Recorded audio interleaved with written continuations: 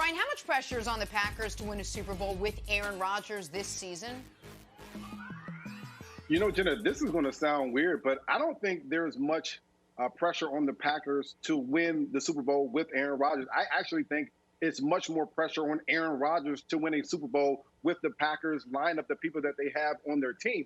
In order to be in the upper echelon of when you talk about the best quarterbacks ever, you got to have multiple rings. And at this point, Aaron Rodgers only has one. And when you think about what the Packers did in the draft and what they did at the trade deadline, basically standing pat, not giving any help on the offense or the defensive side of the ball at the trade deadline, they're saying, you know what, we're not going to put pressure to try to win now. We're still going to conserve our draft picks. We're going to conserve our money, and we're going to try to build for the future at some point when Aaron Rodgers leaves. So to me, there's not a bunch of pressure on the Packers. There's much more pressure on Aaron Rodgers to solidify his legacy as one of the best quarterbacks that has ever played this game.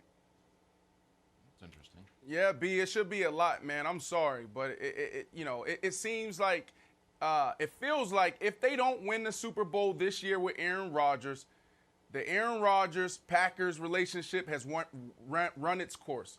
Like, we got it. It's time for us to admit it. I said it before the season. I feel like it was a waste of talent.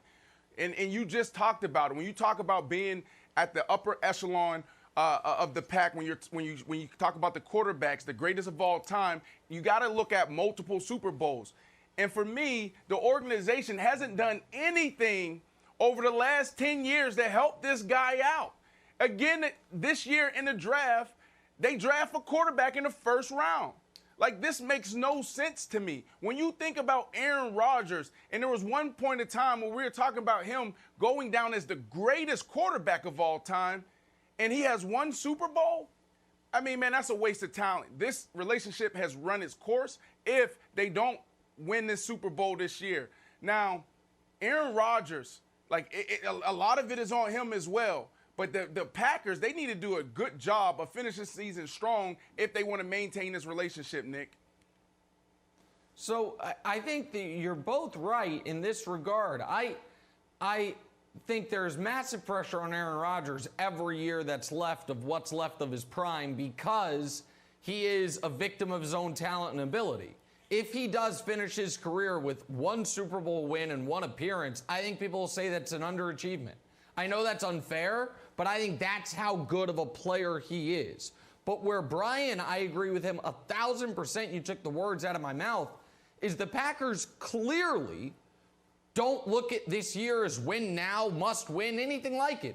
Look at the other teams in the NFC, the other contenders, what they've done in the last 18 months. The Los Angeles Rams trade a boatload of picks for Jalen Ramsey, win right now. The Cardinals trade for DeAndre Hopkins. The Seattle Seahawks trade midseason for Carlos Dunlap, trade right before the season for Jamal Adams. Those teams are telling the world, we think we can win this moment. The Bucs, obviously. They sign Tom Brady. They trade up in the draft to get him protection. They sign Antonio Brown. They sign Gronk. Packers did nothing. They traded up to draft a player who is not even currently their backup quarterback. They're getting nothing from their second-round pick, nothing from their third-round pick. They made no moves at the deadline. They made no substantial additions in free agency. The Chiefs won the Super Bowl last year, and this offseason, what did they do? They went out and they stayed aggressive. They brought in Le'Veon Bell, right at the deadline. They draft a guy to help Mahomes and Clyde Edwards-Helaire. They bring everybody back, find a way to work the money with Sammy Watkins, Chris Jones. They do all these things because we're trying to win this moment. The Steelers last year, when they lost their quarterback for the year, they still traded a pick to bring in Minkah Fitzpatrick because they're always trying to win. The Ravens signed Calais Campbell, among other people. I mean, I'm running out of teams. Everyone seems like they're trying to win right now that thinks they have a quarterback that can do it, except for the Packers. And so I think there's immense pressure on Aaron. I don't think the franchise feels like there's pressure on them because they have not acted accordingly. But I'm going to ask Brian. Brian, do you think his legacy would move up a tier? Because it feels like he's like right there. To me, it's almost analogous to like Kevin Durant. Like the GOAT conversation is probably a little bit out of your reach, but you're right there. And whether or not you win a ring, like I don't count Super Bowl appearances, no offense, as like a big deal. You either win it or you don't. Like, oh, Russ got to a Super Bowl that he should have won and lost it. Does anyone like, oh, he got to the? I don't know. I just don't care. Brees has got one ring. He's got one ring. I don't know if he winning another one or not affects anyone's view of him unless you see it differently. Well, it absolutely affects people's I know you view. love And appearances, really, the Nick. You view count that you're talking appearances about is when you compare it to the best of the best. When you compare it to Peyton Manning, and when you compare it to Tom Brady, that's the comparison that you're talking about. You really can have the same conversation about Drew Brees. You won one Super Bowl. You're one of the best quarterbacks that the game has ever seen, and you've only won one. Goodness for if the Chiefs actually only win one Super Bowl, the one that they won last year, it's a Nick massive Wright would jump failure. off the bridge. It's a would be massive absolutely a failure. Yep. The same thing that I would say for Aaron Rodgers, one of the most talented quarterbacks that we've seen, the ability to run the football, the ability to throw the ball on the run, to only win one Super Bowl in his career, it would be a shame. And Wilds, you're right. The GOAT discussion is out of reach for Rodgers, just like it is for Durant. But you can still climb the mountain.